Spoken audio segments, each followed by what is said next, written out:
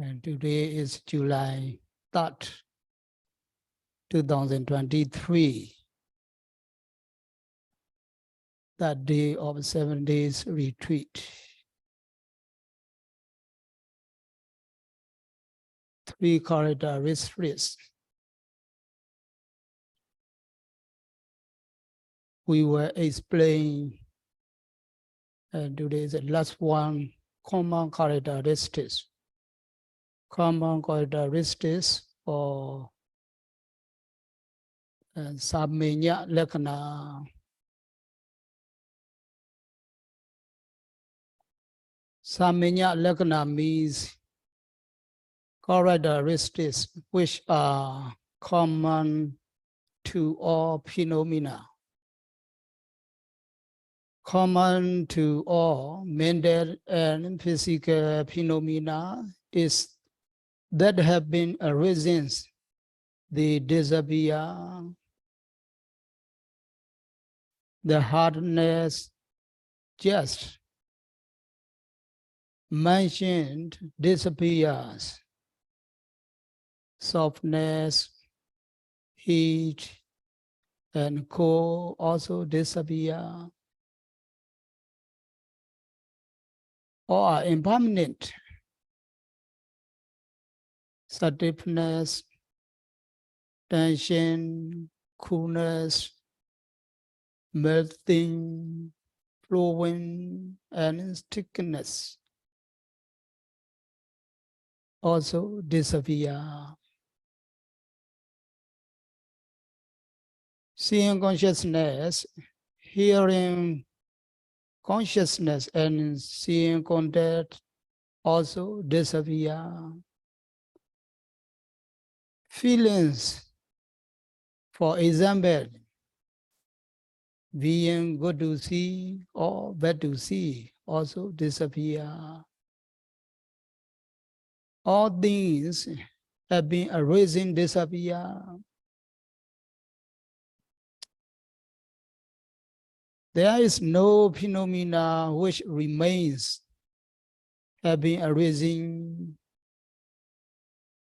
Everything disappears, have been arisen, they dissolve. They appear, then disappear. 3 characteristics are relevant to all mental and physical phenomena as universal characteristics. Therefore, in Pali, they are called Samañña. In English, common or universal. Characteristics which are common to all are called common characteristics or Samañña Lakkhana. Samañña Lakkhana. Just as there is the common characteristics of disappearing, having arisen, called a nature Lakkhana, or impermanence.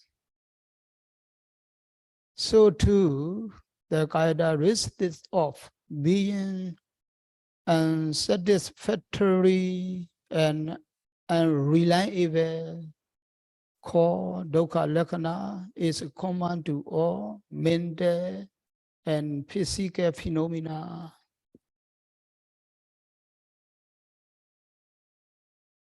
The characteristics of occurring according to their own nature, the lack of an inherent self, called anatta lakkhana, is also common to all mental and physical phenomena.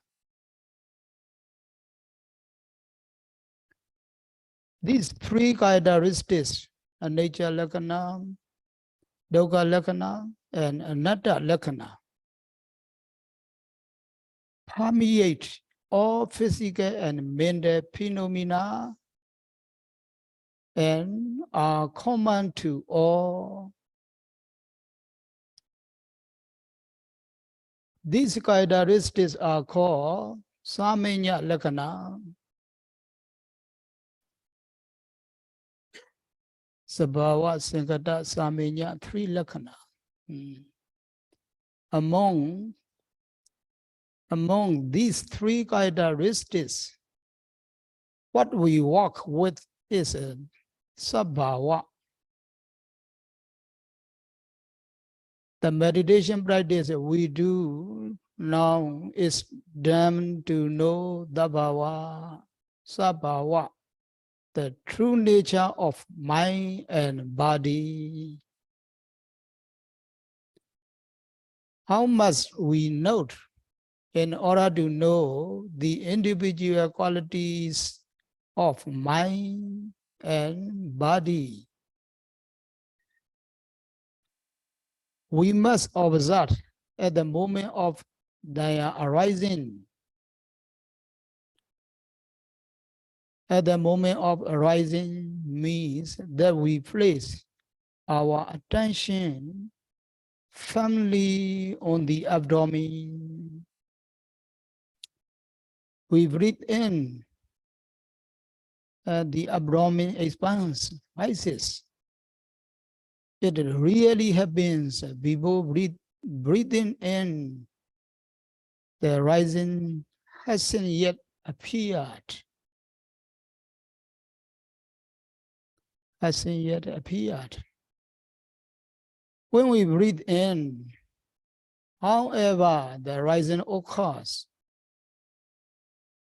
At the moment of arising means when it is happening.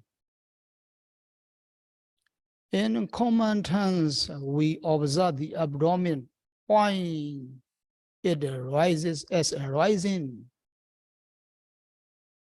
This means to observe from the start the smallest hint of rising,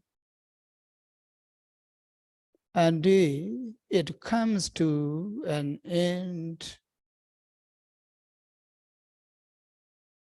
When we breathe in, what goes in is air.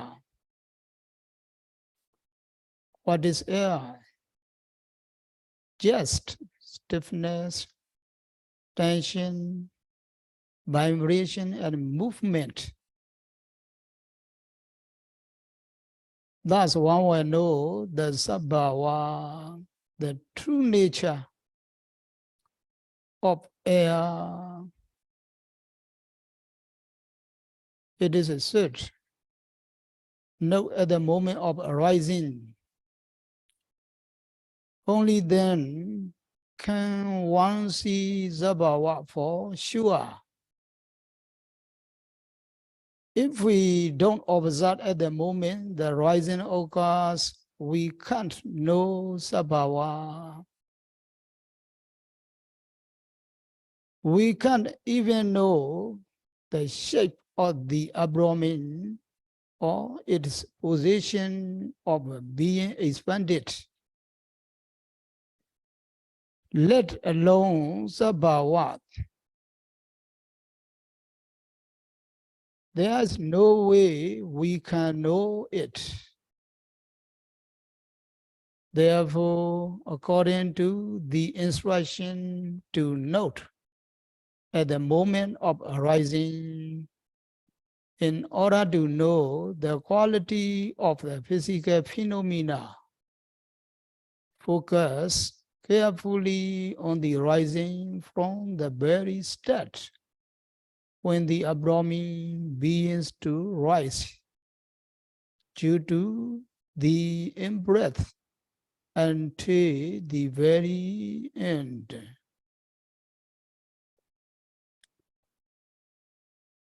As Sayadaw has said, focus on the rising. Focus on the rising, follow it closely. That is, focus and note rising, observe, look.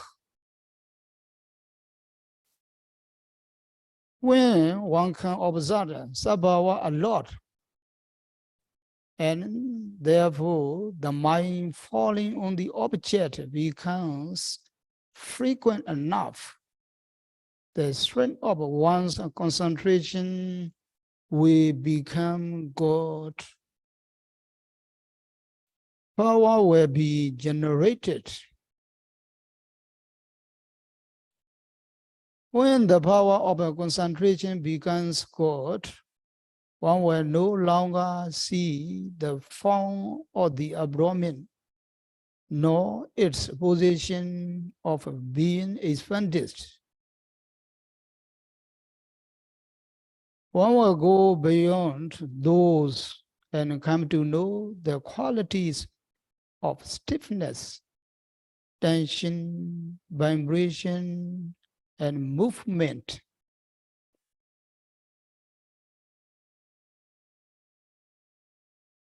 Similarly, at the moment of falling from the smaller head of falling, and it comes to an end. As Sayadaw has said, focus on the falling, follow it closely. If one follows closely, one goes past the form of the abdomen and its position of being deflated. The abdomen relaxes, becomes still. When a ball full of air is pierced, it loses its tension, moves about, and becomes still.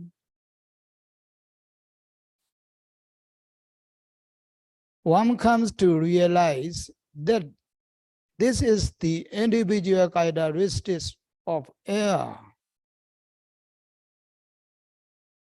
In the same way, when observing the main objects of lifting, moving the foot forward, and placing, focus and follow closely from the very smaller beginning of the lifting until its end.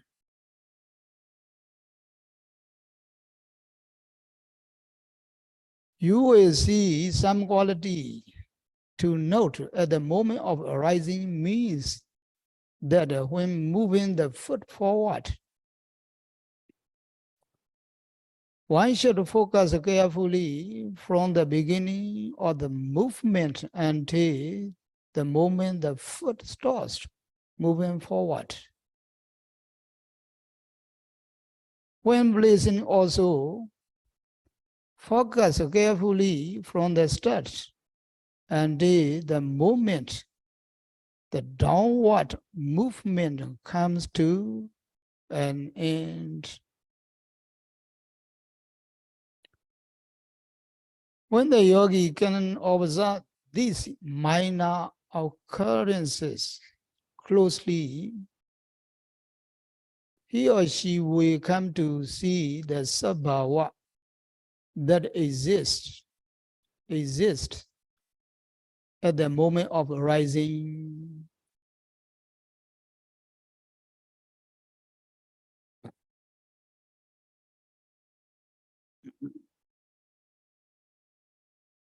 One will come to see the Sayadaw won't give you the answer in advance, but we will show you the method for observing, for looking as when solving a math problem. Solving a math problem, the teacher will only show the method for solving the problem and getting the right answer, but won't show the answer. The mother for solving is what's important. Knowing the method, one has to find the answer for oneself.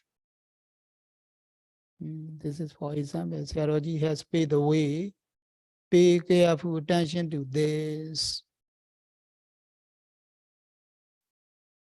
In just the same way as for the primary objects, one must observe at the moment of the bending, stretching, leaning, tilting one's head, blinking one's eyes, closing the eyes, opening them, sitting down, standing up, everything. One has to follow all of these occurrences closely. In one's body too, at the moments of hardness, of softness, heat, cold, stiffness, tension, movement, aching, solidity, numbness, and tingling.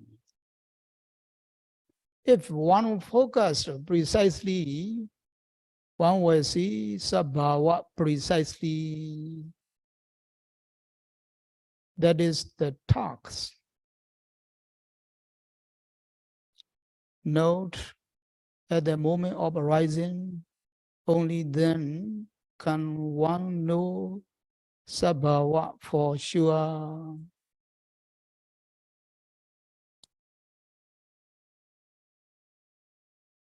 In the phrase, moment of arising, the water arising can be elaborated as appropriate to include everything. In place of arising, if one inserts seeing, we have the moment of seeing. Insert hearing, moment of hearing. Similarly, the moment of smelling, the moment of tasting, the moment of touching, the moment of rising,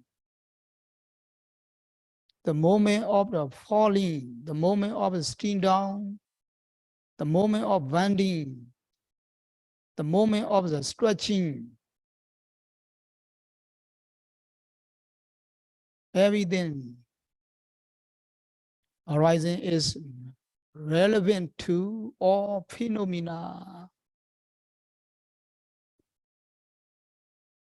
If one inserts the word heat, it becomes the moment of heat.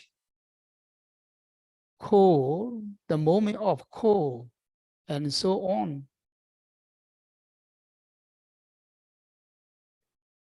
People who like brevity will expand arising as appropriate in order to note simply and exactly.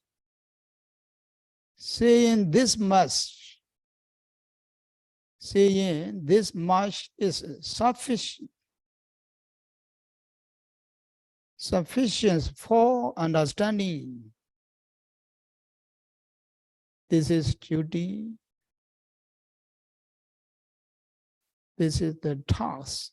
Sayadaw has explained a very brief task, that is to note at the moment of arising.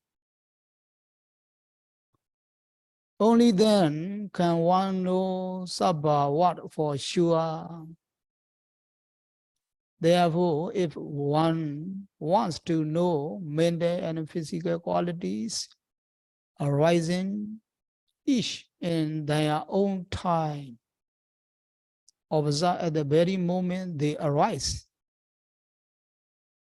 The moment of seeing, hearing, smelling, tasting, touching, bending, stretching, leaning, tilting one's head, lifting, moving, blazing, so on. Everything, when sitting down and standing up, there is the intention to sit down, to stand up, to bend, to stretch, and so on. If one observes these initiating mind moments too at the moment of arising, their qualities will become completely apparent.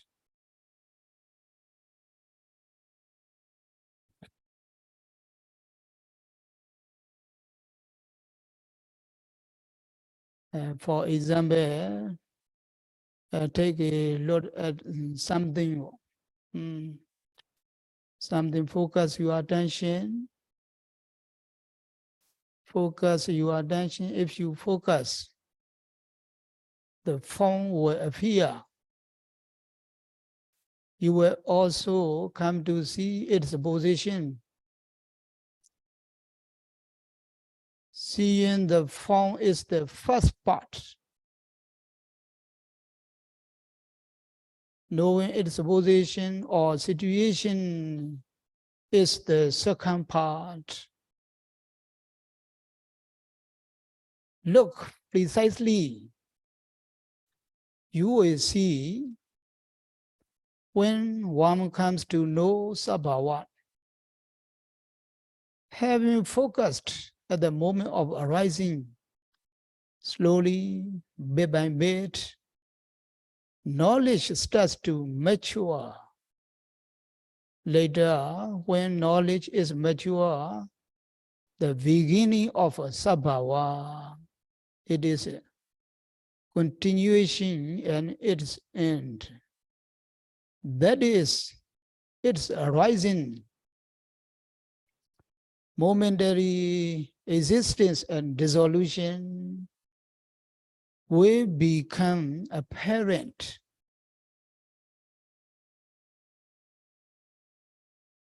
Only when Sabhavas seen where Sankata appear. Without seeing Sabhava, Sankata will not be apparent.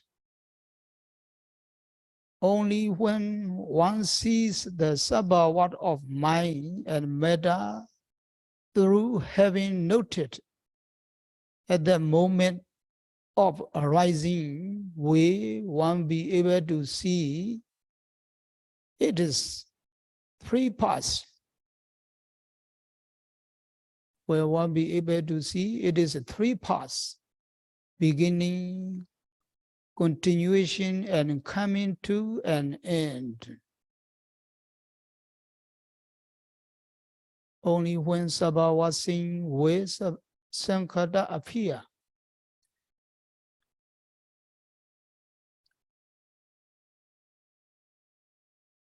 Due to seeing Sabhava, it is arising. Momentary existence and dissolution become apparent.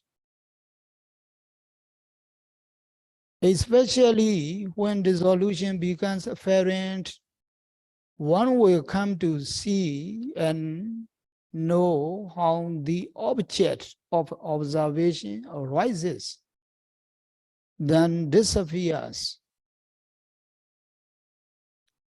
One will see its impermanence. One will come to see how it is unreliable.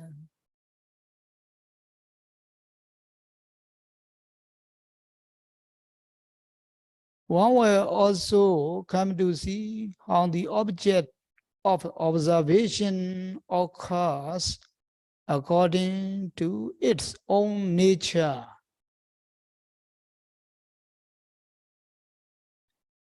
In particular, if one has not yet seen the ending, If the ending is not yet apparent, the common characteristics of all mental and physical phenomena, their impermanence and satisfactoriness, and how they occur according to their own nature, will not yet be seen. Only when Sankata appears will Samañña appear. One doesn't need to do anything special to make Sankata appear. Just observe at the moment of arising in order to see Sabhava.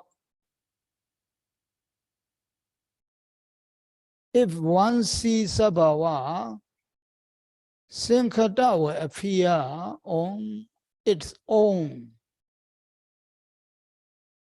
If Sankata appears, Samañña will be seen. Samañña will be seen.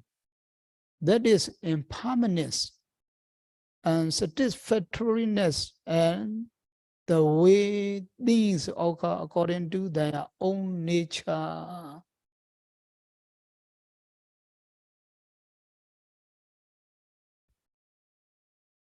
If one knows the rising from its minute state and its end, one will come to see for oneself. If one knows the falling from the beginning until its end, following closely, besides that, the arising phenomena within one's body, appearing, noting, disappearing, appearing, noting, disappearing. One will come to see these common characteristics. Common characteristics.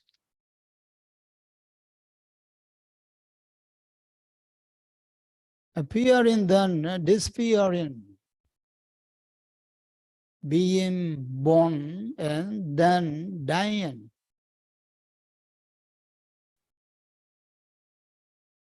Obada and Wayat.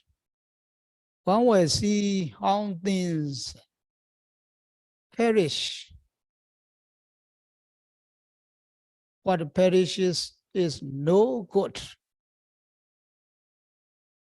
It is unsatisfactory and reliable. One will come to see this. One will come to see quite clearly how things occur, not according one's wishes, but according to their own nature.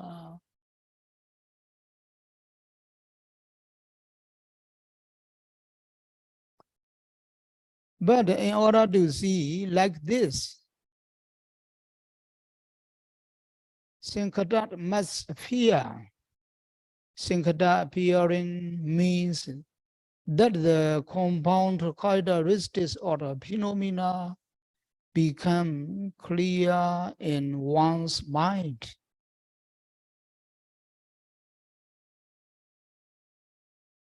That is arising momentary existence and dissolution, the start, middle, and end of the object of observation.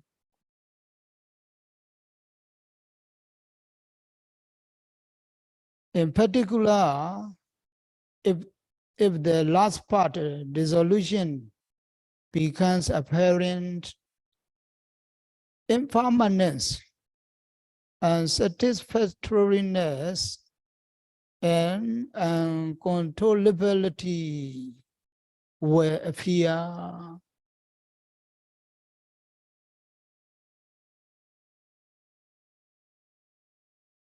When one sees a Samañña, then Vipassana knowledge has begun. When one sees Samañña, then Vipassana knowledge has begun. Vi and Pasna. Vi refers to how mental and physical phenomena. Vi refers to how mental and physical phenomena arising, existing for a moment, then dissolving, appear and disappear. How they are unsatisfactory because they arise and disappear, and how they are unreliable and uncontrollable.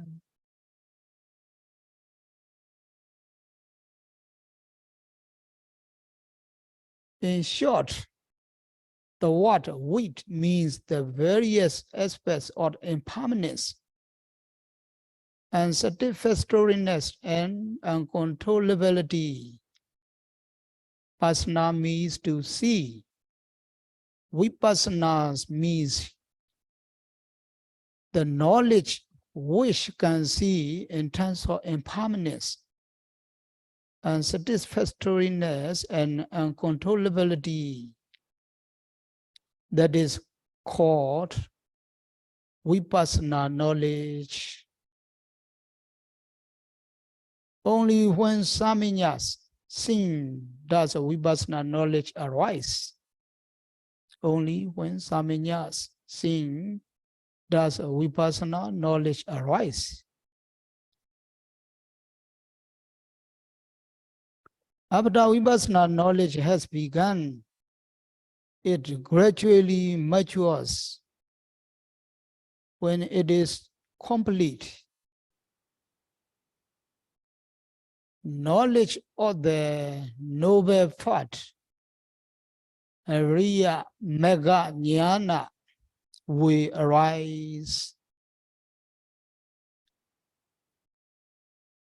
At that point, one will see for oneself Nibbana, the sensation of both mental and physical phenomena, and of all suffering.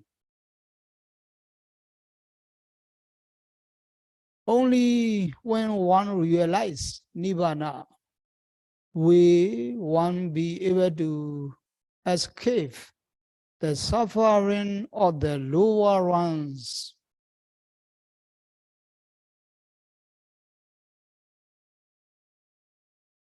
The suffering of the lower ones, apaya.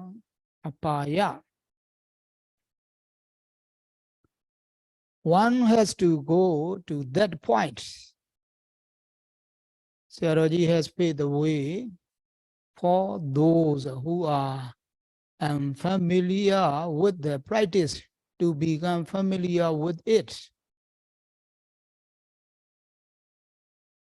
One has to note with the concentration in the way Sayadaw has instructed. In particular, please report how you note and come to know the primary object. Please say how you note and what you know. One has to say what one has seen, not what one thinks. What one imagines is not one's own knowledge. What one has seen is. One must also not report borrowed knowledge. Speaking according to what one imagines is not right.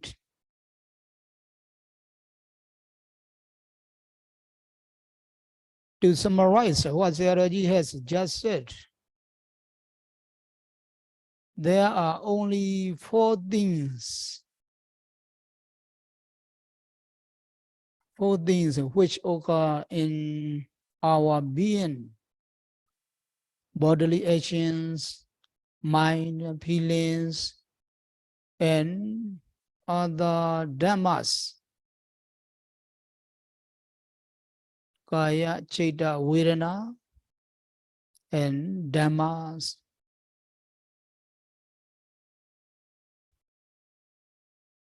These can be divided into just three parts. What arises? Observation of it and knowing or seeing. There are just these three parts. These three are very important. What arises doesn't do so because one makes it arise.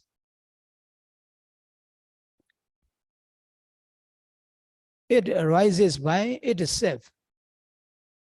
One's job is to observe and look. What does one come to know or see? One has to be able to report these three parts: object, noting what is known. These 3 points are key. Include these 3 precisely, clearly for each object seen.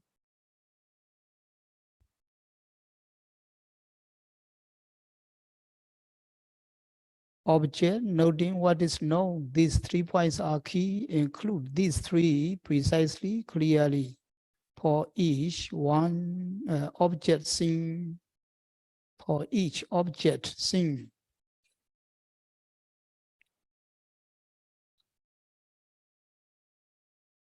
Just the essence. When there are many yogis, the meditation teacher can't give a lot of time to each one. One should be prepared to report how much to say. If one divides the day into 4 parts, morning, midday, afternoon, and evening, and reports one good session from each time period, that would be complete. Some yogis are able to report like this. One must prepare because the meditation teacher can't give a lot of time. Can't get a lot of time. Of course, if he could, it would be very good. When reporting, one needs to be concise, choosing just what is substantial and special. One needs to capture the essence without adding anything extra. It is important to understand that this is one's own time and to keep one's report short and to the point.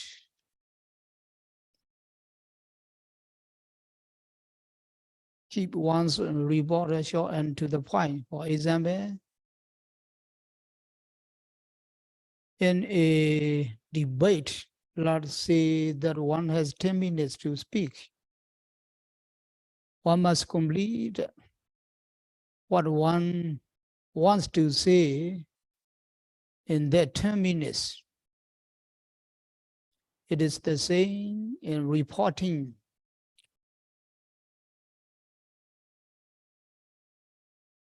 One needs to use one's time wisely.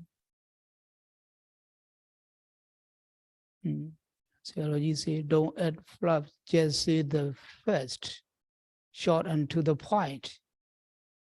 Be free, no extra, just the essence.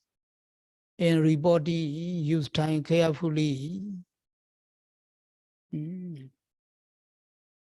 Carefully.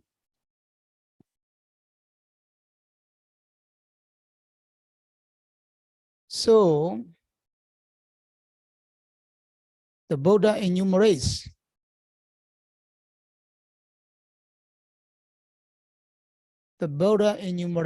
seven benefits to gain by undertaking the Satipatthana practice. The practice of Satipatthana leads to the purification of mind, overcoming sorrow and limitation, a complete destruction of physical pain and mental distress. Entering the right path and the attainment of liberation.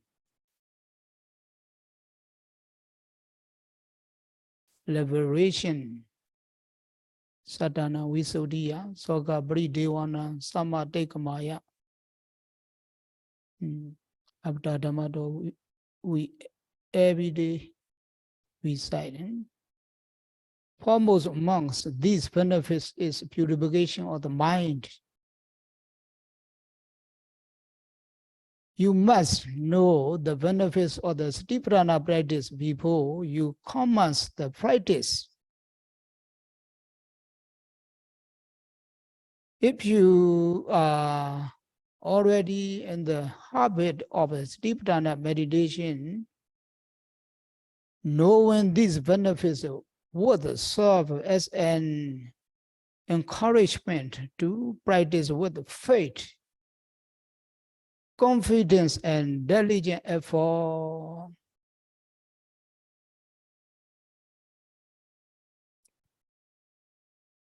The Buddha enumerates the Satipatthana practice as the only way to purify the mind. Practicing diligently mindfulness, sati, becomes continuous from one moment to the next, and there is no room for defilements to arise in the stream of consciousness.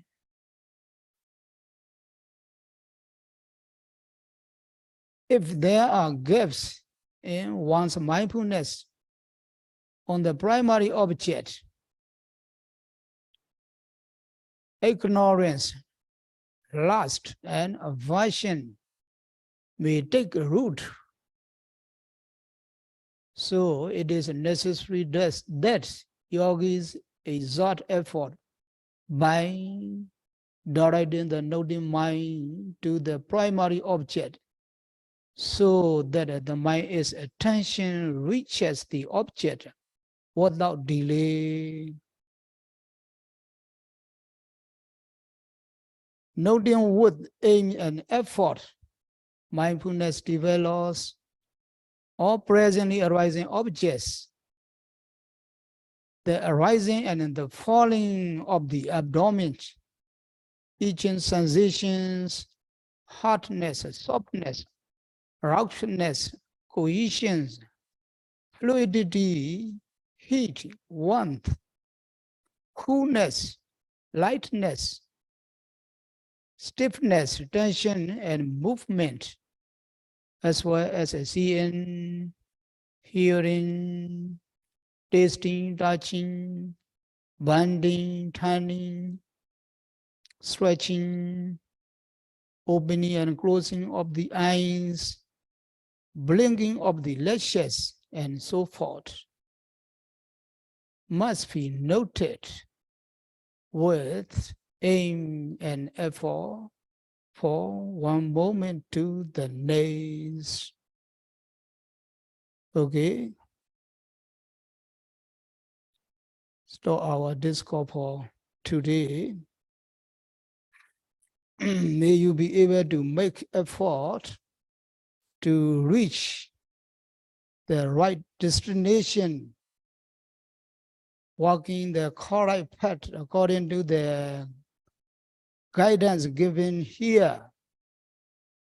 May you be able to practice a Satipatthana meditation, which expands the mind and increases knowledge until you each gain a guarantee for your life.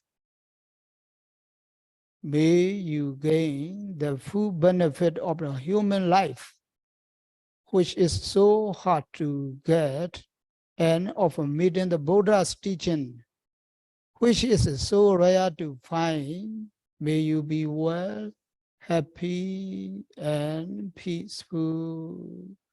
Sadhu, sadhu, sadhu.